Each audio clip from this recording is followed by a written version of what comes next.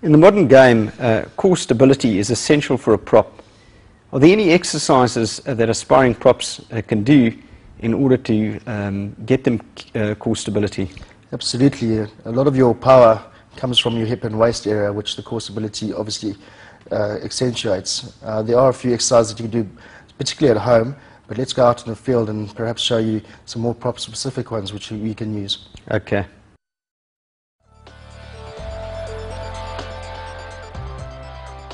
The first player is on his knees while the other leans onto his palms. The player then removes one hand at a time from different points on the chest while the other braces himself and keeps himself strong, particularly through the midsection, which is critical for good scrumming. This one a player can do by himself using the Swiss ball. The player assumes the presser position on the ball and then removes one hand at a time from the uneven surface. He has to keep himself braced and body straight at all times, and this is very good again for strengthening his core. This is a wrestling skill which is good for stability and obliques and the muscles you need for scrumming. The first player is on all fours, and the second starts on top, his arms interlocked around the player's chest or waist area. The player on the ground is going to try to break the other's grip or bind by any method without directly using his hands. He needs to use his body to make that possible. In this exercise, the players face each other, hands on each other's shoulders. The players try and pick one another up using various grips, skills and maneuvers to do so.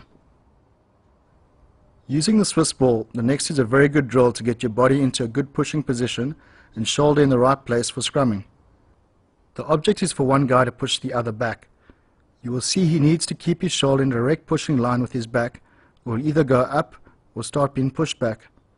This ensures that the correct technique is used and that there is no lifting or dropping of the shoulder. The next is a good neck strengthening exercise. The first player is on all fours, while the other assumes the push-up position with one hand at the back of the other's head and neck area. He then goes through a series of push-ups while the other player braces himself, taking direct pressure through the neck area. This is another neck-specific front row exercise. The first player lies with his back on the ground. The second interlocks his hands behind the neck and lifts the player while he braces himself for 3 to 4 counts. This exercise takes the neck through a full range of strengthening movements by way of resistance work. The first player is on all fours, while the second player uses a flat hand to resist. The player can go through a full range of movement that a front row forward requires, up, down, and through both sides.